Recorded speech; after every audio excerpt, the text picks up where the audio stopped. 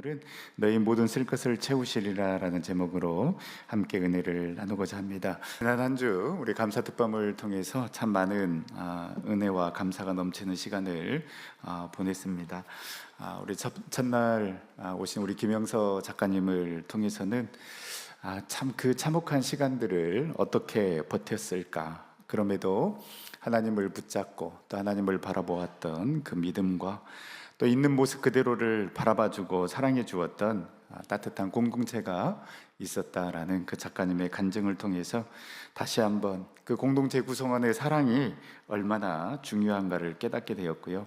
우리 전성교회도 그 상처받은 자를 품어주고 또 그가 상처 입은 치유자로 설 수 있도록 도움을 주는 공동체가 되었으면 좋겠다라는 생각을 하게 되었습니다. 그리고 이번 감사 특밤의 하이라이트였죠. 우리 김관성 목사님 월요일부터 수요일까지 말씀을 전해주셨는데요. 그 말씀을 해석해내는 그 말씀의 깊이에 또 은혜를 받았고, 또 우리 목사님의 삶의 간증을 통해서 웃고 우는 그러한 시간이었습니다. 저도 그 나름 강의 설교는 자신 있다라고 생각했는데 저만의 착각이었음을 뼈저리게 느끼면서 더 공부하고 더 묵상해야겠구나라는 성찰의 시간이 되기도 했습니다. 우리 목요일에 오신 지용근 대표님, 한국교회와 그리고 우리 교회가 나가야 할 방향에 대해서 데이터를 통해서 명확하게 보여주셨다라는 생각이 듭니다. 우리 교회가 제대로 나아가고 있구나, 또 몸부림치고 있구나, 이제 잘 다듬고 잘 적용해서 쇠퇴하는 교회가 아니라 계속해서 부흥하는 교회가 되어야 되겠구나, 함께 고민하고 답을 찾아가는 시간이었습니다. 그리고 마지막 날 우리 청춘 찬양단 찬양 집회도 참 은혜로운 시간이었습니다. 여러분, 찬양의 추억의 찬양이 어디 있고 옛날 찬양이 어디 있겠습니까? 지금 내가 찬양을 통하여서 하나님께 영광을 돌리고 그 하나님께 사랑의 고백, 감사의 고백, 결단의 고백을 올린다면 그 찬양이 가장 아름다운 찬양이지 않겠습니까? 뜨겁게 찬양하면서 그 찬양 가운데 임재하신 그 하나님을 경험하는 귀한 시간이었습니다. 다시 한번 말씀드리면 이 청춘 찬양팀 초청하는데 그 상당한 금액이 들어갔는데요. 우리 허상훈, 문병수, 피태 장로님 두 분이서 우리 교회와 성도들을 위해 기꺼이 또 후원해 주셨습니다. 감사를 드립니다. 그리고 이 말씀은 꼭 하고 싶었습니다. 여러분, 감사 특밤은 여러분을 귀찮게 하는 시간이 아니라 교회가 한 해 동안 수고한 여러분들에게 해드릴 수 있는 최고의 선물과 같은 시간이 되었으면 좋겠다 하는 마음으로 준비하는 시간이 감사 특밤 시간입니다. 그래서 여러분, 보통 부흥의 뜻처럼 헌금하라고 강요하지도 않고요, 찬양대 찬양해라, 특송해라 하는 그러한 시간도 없습니다. 행여 찬양대 찬양이나 특송이 또 부담으로 다가올까봐 부담 갖지 말고 정말 이 시간, 이 일주일만은 정말 편안하게 오로지 은혜를 마음껏 누렸으면 좋겠다라는 마음으로 어떤 순서도 넣지 않았습니다. 물론 요즘 시대가 유명한 분들 온다고 해서 모이는 시대가 아니기는 합니다. 그러나 여러분, 지금까지 5년 동안 감사 특밤을 했는데요, 그 강사들의 면면을 보면 일주일 동안 이러한 라인업으로 간증, 집회, 찬양 시간을 갖는 교회는 서울을 포함해서 전국에도 어느 교회에 그렇게 많지 않습니다. 그만큼 어떻게 하면 올 한 해 수고하고 헌신한 우리 전성교회 성도들 또 위로하고 힘을 얻고 다시 충전하면 좋겠다라는 그러한 마음으로 준비했고 또 준비하려고 하는 시간이 이 감사 특밤 시간입니다. 여러분들 다 개인 사정들이 있었겠지만은 유독 올해 또 많은 분들이 참여하지 못한 것 같아서 너무나도 아쉬웠습니다.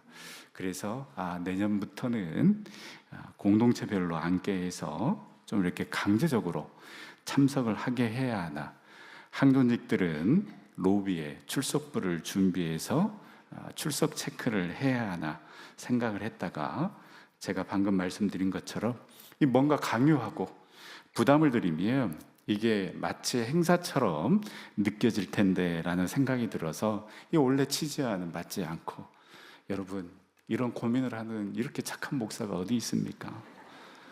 좋은 말 할 때 다음부터는 이런 은혜의 자리에 여러분들 자발적으로다가 참여하셔서 풍성한 은혜 마음껏 누릴 수 있기를 간절히 소망합니다.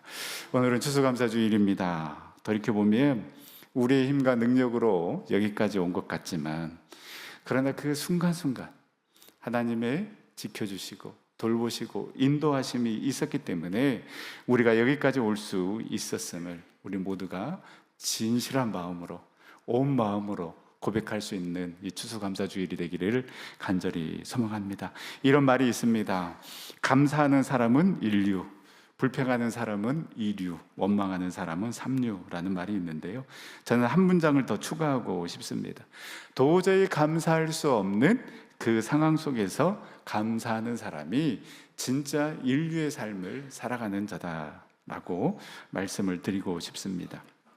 여러분, 감사할 수 있는 상황, 그래서 모든 일이 잘 풀리고 직장에서는 승진하고 사업은 대박을 치고, 또 요즘 주식이 많이 오른다고 하던데요, 내가 산 종목이 상한가를 쳐서 100%, 200% 오르고 우리 자녀들 원하는 대학에 가고, 여러분 이런 상황에서는요, 예수님 믿지 않는 사람들도 다 감사하고 기뻐할 수 있습니다. 그러나 여러분, 진짜 감사의 사람, 진짜 믿음의 사람, 진짜 인류의 삶을 살아가는 자는 도저히 감사할 수 없는 상황인데, 기뻐할 수 없는 상황인데 감사하고 기뻐하는 사람이 진짜 믿음의 사람, 인류의 삶을 살아가는 자라고 할 수 있습니다.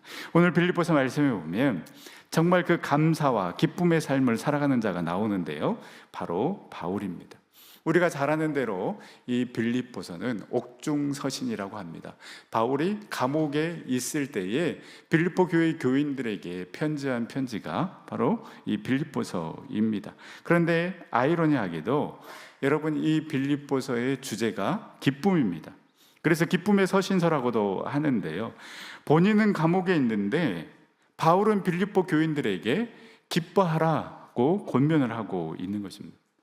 바울이 어느 정도까지 기쁨을 이야기하고 있는가? 본인이 감옥에 있는데 오히려 복음 전파에 진전이 있었다라고, 그래서 나는 기뻐하고 기뻐한다라고 바울은 고백하고 있습니다. 빌립보서 1장 12절 말씀입니다. 형제들아, 내가 당한 일이 도리어 복음 전파에 진전이 된 줄을 너희가 알기를 원하노라.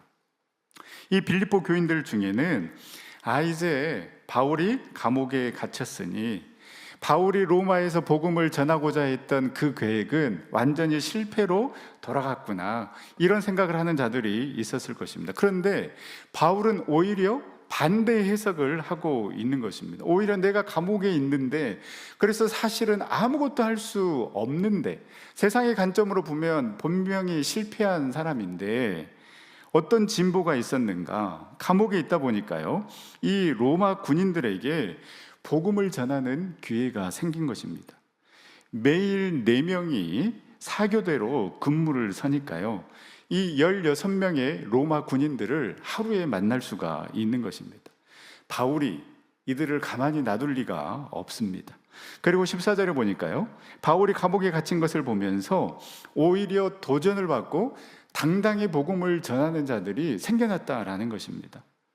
바울을 보니 이 환경이 문제가 되지 않는구나, 저렇게 예수를 믿어야 되는구나, 오히려 바울이 감옥에 갇힌 것 때문에 은혜와 도전을 받고 담대하게 복음을 전하는 자들이 생겨나는 것을 보니 이 또한 복음의 진보다라고 이야기하고 있는 것입니다. 그리고 또 있는데요, 1장 15절을 보니까 어떤 이들은 투기와 분쟁으로, 어떤 이들은 착한 뜻으로 그리스도를 전파하나니.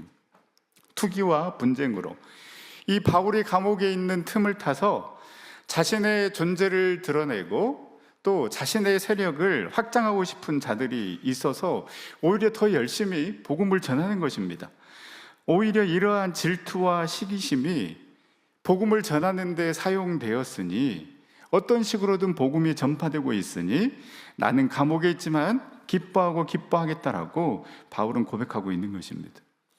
여러분, 바울은 자신이 경험한 수많은 고난과 역경을 통해 그것이 고난으로 끝나는 것이 아니라 그것이 그냥 아픔으로 상처로 끝나는 것이 아님을 경험했기 때문에 바울은 내가 지금 비록 감옥에 있다 할지라도 하나님께서 여전히 일하시고 계신다라는 그 믿음이 바울에게 있었습니다. 그리고 로마까지 왔는데 왜 감옥이야? 하나님, 내가 얼마나 로마에서 복음을 전하고 싶었습니까? 그래서 내가 얼마나 로마에 오고 싶어 했습니까? 그런데 왜 나를 감옥에 가둬두십니까? 라고 하나님을 원망하는 것이 아니라 바울은 오히려 믿음으로 해석해내면서 하나님의 진전을, 하나님의 일하심을, 그 하나님의 이끄심을 보고 있는 것입니다. 여러분, 때로는 우리 삶에 모든 것이 멈춰져 있는 것 같고 감옥에 갇혀 있는 것만 같은 삶을 살 때가 있습니다. 도무지 희망도 없어 보입니다. 그러나 뒤를 돌아보니 하나님이 순간순간 나와 함께 하셨고 하나님의 인도하심을 고백하고 인정하는 것, 그럼에도 내가 뒤를 돌아보니까 지금 내 삶은 하나님의 계획 안에서 조금씩 진전이 있었구나, 진보하고 있구나라는 것을 깨닫는 것, 바로 여러분 이것이 믿음이요 감사인 것입니다. 혹 지금 내 삶이 감옥에 갇혀 있는 것처럼 여러분 사방에 모든 것들이 갇혀 있고 도무지 소망이 보이지 않는다라고 생각되십니까? 왜 내 삶은 이렇게 내 뜻대로 되지 않고 자꾸만 후퇴하고 있는 것 같지?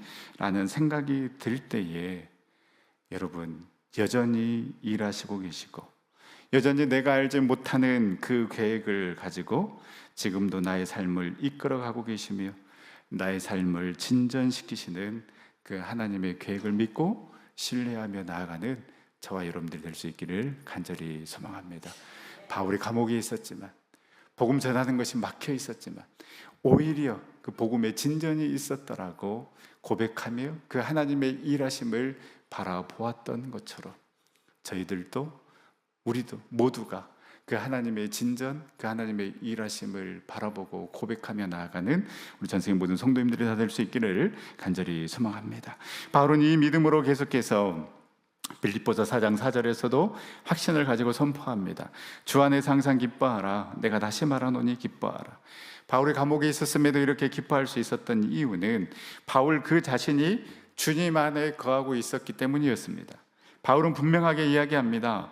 상황과 환경이 우리에게 기쁨을 가져다 주는 것이 아니라 주 안에 있을 때에 그 모든 상황과 환경을 초월하여서 기뻐할 수 있고 감사할 수 있다는 것을 보여주고 있는 것입니다. 이렇게 우리가 세상 것 때문에 기뻐하는 것이 아니라 주님 안에 거하면서 그 주님 주시는 기쁨과 평안함을 누릴 때에 어떠한 일이 일어나게 되는가?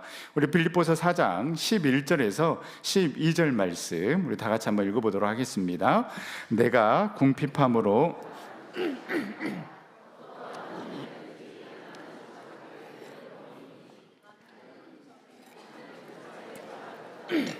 풍부에 처할 줄도 알아.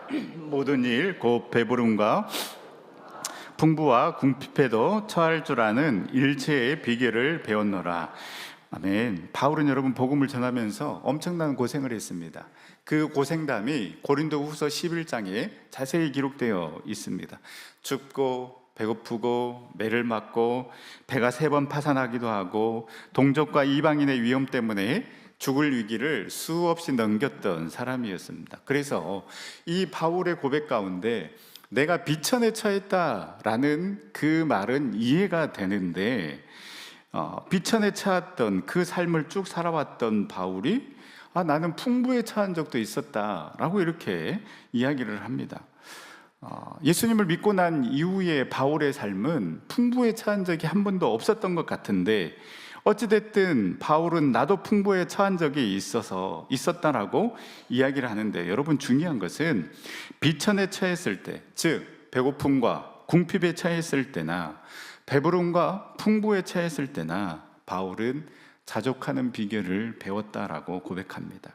그런데 여러분 사실 비천에 처했을 때 자족하는 것도 쉽지 않고요, 풍부에 처했을 때 자족하는 것도 여러분 쉽지 않습니다.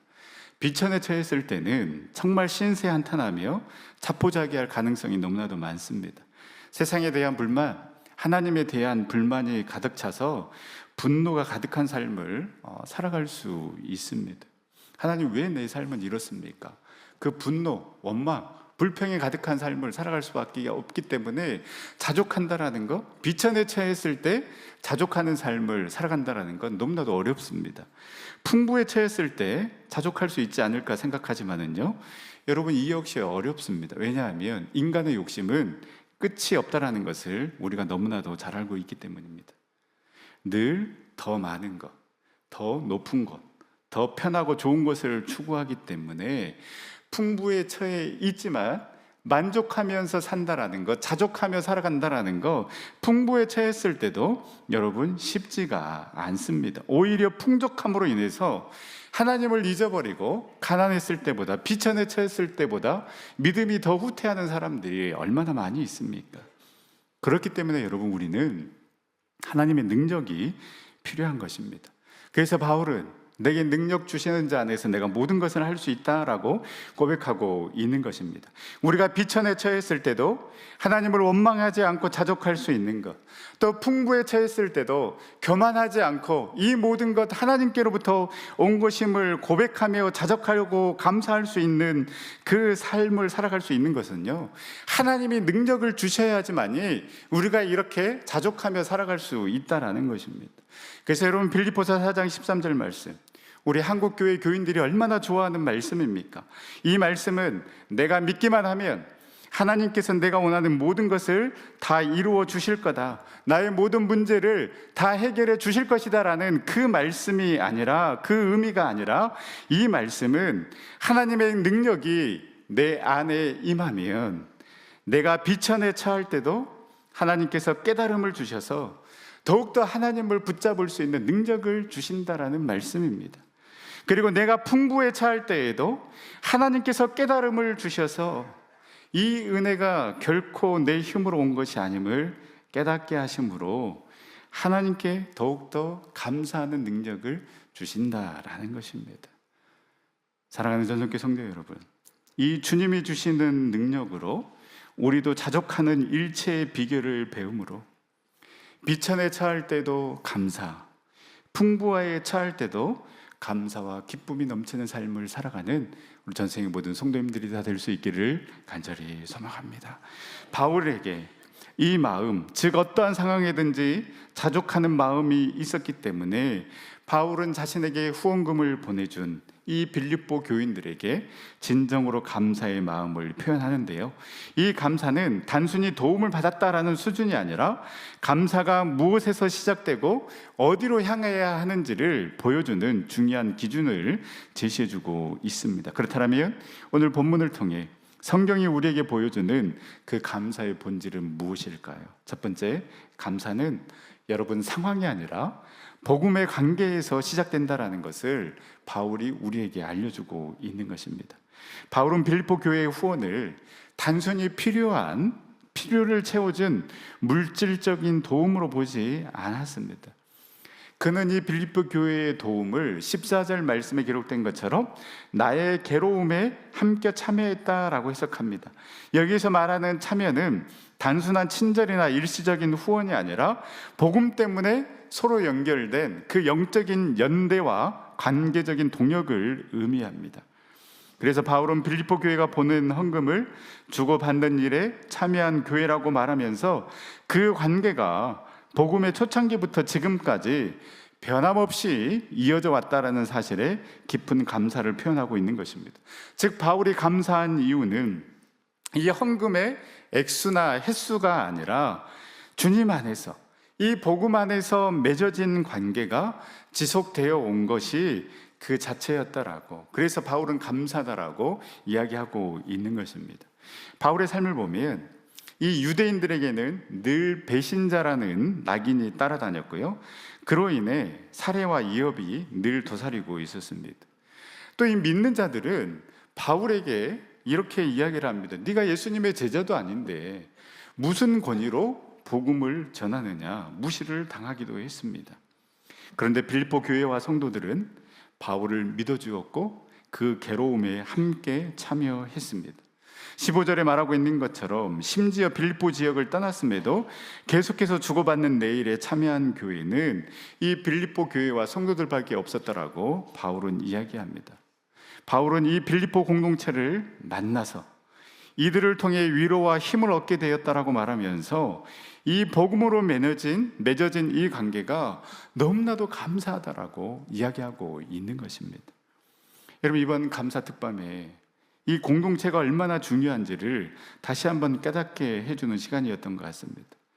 말씀드린 것처럼 그 김영서 작가님이 다시 일어설 용기와 힘을 얻었던 것도 그 색안경을 끼지 않고 그 하나님의 형상대로 그대로 바라보았던, 사랑스러운 존재로 바라봐주고 대해주었던 그 공동체의 식구들이 있었고, 김관성 목사님 또한 그 가난하고 가정 환경이 좋지 않는 그 상황 속에 있었지만 목사님이 고등학교, 대학교까지 다닐 수 있도록 목사님을 후원해주고 지지해주었던 그 교회 학교 선생님, 그 권사님이 있었기에 여기까지 올 수 있었다라는 그 간증을 들으면서 나를 지지해주고 나를 사랑해주는 공동체가 있다라는 것, 내 삶의 아픔과 고통을 나눌 수 있고 함께 기도해 줄 수 있는 그 공동체가 있다라는 것, 여러분, 하나님이 이 놀라운 은혜를 누리라고 우리에게 주신 선물임을 기억하면서 그 지영근 대표님이 이야기했던 것처럼 이 소그룹과 공동체를 통해서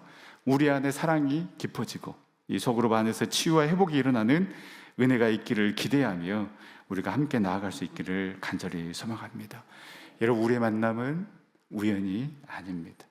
이런 예배 공동체, 나눔 공동체, 섬긴 공동체가 있음에 감사하며 이 공동체를 통해 더욱더 그 감사의 조건이 넘쳐나는 은혜들을 마음껏 누릴 수 있기를 간절히 소망합니다. 이제 바울은 이 감사가 관계에서 출발하지만 거기서 멈추지 않는다라고 말합니다. 감사는 하나님께 드리는 그 드림의 행위로 이어져야 하는 것입니다. 이것이 성경이 보여주는 두 번째 감사의 본질이라고 할 수 있는데요, 우리 18절 말씀 다 같이 다시 한번 읽어보도록 하겠습니다. 내게는 모든 것이 있고 또 풍부한지라 에바브로디도 편에 너희가 준 것을 받음으로 내가 풍족하니 이는 받으실 만한 향기로운 제물이요 하나님을 기쁘시게 한 것이라. 아멘. 바울에 있는 그 감옥에 있는 바울이 여러분 뭐가 풍족하겠습니까? 그러나 바울은 자족하면서 감사하면서 나는 풍족하다라고 고백하는데요, 너희가 에바브로디도 편에 보내준 이 후원금은 향기로운 제물이요 하나님을 기쁘시게 한 것이다 라고 바울은 이야기하고 있습니다. 여러분, 사실 빌립보 교인들은 넉넉한 형편에 있는 자들이 아니었습니다. 넉넉한 것으로 치면 오히려 데살로니가 지역에 있는 이 교인들이, 고린도에 있는 그 교인들이 훨씬 더 부유합니다. 그런데 바울의 괴로움에 참여한 교회는 빌립보 교회밖에 없었습니다. 여러분, 여유가 있다고 해서 헌신하고 드리는 것도 아니고요, 또 여유가 없다고 해서 드리지 못하는 것도 아닙니다. 결국은 마음입니다. 결국은 결단입니다. 부자는 부자대로, 또 넉넉하지 못한 사람은 넉넉하지 못한 대로 여러분 늘 힘듭니다. 그럼에도 불구하고 하나님의 주신 은혜, 하나님의 주신 마음이 있기 때문에 기꺼이 드릴 수 있는 그 사람, 그 예물을 하나님께서는 향기로운 제물로 받으시고 하나님께서 기뻐하신다라고 말씀하고 있는 것입니다. 사랑하는 전육교 성도 여러분, 우리가 주님께 드릴 때에 따지고 계산하고 흉내만 내는 것이 아니라 그 마가복음 12장에 나오는 가부가 자신이 가지고 있는 그 두 렙돈 전부를 드린 것처럼 우리도 진심으로 자원하는 마음으로 기쁜 마음으로 주님 앞에 온전히 드릴 수 있는 저와 여러분들의 삶이 될 수 있기를 간절히 소망합니다. 그래서 여러분, 추수감사절의 본질은 내가 얼마나 복을 받았는가가 아니라 내가 받은 그 복을 어떤 마음으로 하나님께 드리는가, 하나님께 표현하는가에 있는 것입니다. 그래서 여러분, 감사는 감정이 아니라 예배이고 예배는 하나님께 드릴 때에 깊어지는 것입니다. 우리가 빌립보 교인들이 진심을 다해 바울을 후원하고 섬겼던 것처럼 우리 또한 우리에게 베풀어 주신 그 받은 복을 세워보는 것에 그치는 것이 아니라 온 마음을 다해, 온 정성을 다해 하나님께 온전히 드림으로 그 드림이 향기로운 제물이 되어 하나님을 기쁘시게 하는 삶을 살아가는 우리 전생의 모든 성도님들이 다 될 수 있기를 간절히 소망합니다. 마지막으로 바울은 감사가 과거의 해상에 머물지 않고 앞으로 하나님의 행하실 일을 바라보는 믿음으로 확장되어야 함을 강조하고 있는 것입니다. 그래서 여러분, 감사의 본질은 하나님이 채우실 그 미래를 신뢰하며 나아가는 것입니다. 19절 말씀에 나의 하나님이 그리스도 예수 안에서 영광 가운데 그 풍성한 대로 너희 모든 쓸 것을 채우시리라. 여러분, 이 말씀은 단순히 하나님이 복 주신다라는 약속이 아니라 감사하는 사람의 시선이 어디를 바라봐야 하는가 말해주는 신앙의 선언이라고 할 수 있습니다. 바울은 빌립보 교회의 헌신을 통해 하나님께서 그들의 삶도 풍성하게 채워주실 것임을 확신했습니다. 여기에서 쓸 것은 어떠한 사치나 욕망이 아니라 참된 필요, 삶과 믿음을 유지하는 데 꼭 필요한 것을 의미합니다. 하나님은 우리의 필요를 아시며 때에 맞게 공급해 주시는 분이 바로 하나님이시다라고 바울은 고백하고 있는 것입니다. 여러분, 바울의 감사는 과거에 주신 은혜를 기억하는 것에서 끝나지 않았습니다. 그는 앞으로 하나님이 채워주실 그 미래를 감사로 바라보는 사람이었습니다. 여러분, 이것이 감사의 중요한 특징입니다. 감사는 현실의 조건이 좋아서 생기는 감정이 아니라 하나님이 어떤 분이신지를 알기 때문에 생기는 신뢰의 선택입니다. 그래서 바울은 감옥에 있었지만 흔들리지 아니하고 오히려 더 큰 감사의 고백을 드릴 수 있었던 것입니다. 그러면 사랑하는 우리 전성교회 성도 여러분, 우리의 감사는 더 이상 환경과 상황에 흔들려서는 안 됩니다. 감사는 현실을 외면하는 말이 아니라 현실보다 더 크신 그 하나님을 선택하는 그러한 믿음의, 하나님을 바라보는 믿음의 선택인 것입니다. 그래서 받은 은혜만 세워보는 것이 아니라 앞으로 채우실 그 하나님을 신뢰하는 미래의 고백입니다. 상황을 바라보며 흔들리는 인생이 아니라 하나님을 바라보며 감사로 서는 그런 믿음의 성도님들이 될 수 있기를 간절히 소망합니다. 지금 여기까지 인도해 주신 것도 우리가 당연히 감사하며 그 받은 복을 세워보며 감사해야 되지만, 그러나 우리의 쓸 것을 채워주실 그 하나님을 기대하며 그 감옥과 같은 그곳에 있지만은 여전히 나의 삶을 이끄시고 진전시키시고 진보시키시는, 그래서 여전히 일하시고 우리를 이끄시고 계시는, 인도하고 계시는 그 하나님을 신뢰하며 미리 감사의 고백을 하나님 앞에 올려드리는 삶, 여러분, 이 삶을 하나님께서는 원하시고 계신다라는 것입니다. 추수감사절, 지나온 한 해를 돌아보며 감사하는 날이지만 동시에 앞으로 하나님이 채워주실 은혜를 기대하는 믿음의 날이기도 합니다. 이 복음의 관계에서 시작된 감사가 마음을 다해 하나님께 드리는 드림으로 깊어지고 하나님께서 채우실 그 미래를 바라보는 신뢰로 이어지는 삶, 그 삶이 바로 감사의 사람이며 믿음의 사람인 것입니다.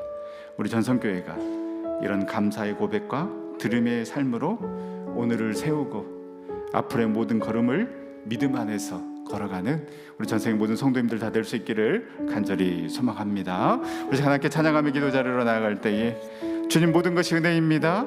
감사합니다. 우리의 감사의 조건이 더 넘치게 하여 주시옵시고 우리의 모든 쓸 것을 채워주실 그 하나님을 기대하며 감사함으로 나아가게 하여 주시옵소서. 우리 함께 찬양하며 기도 자리로 나아가도록 하겠습니다.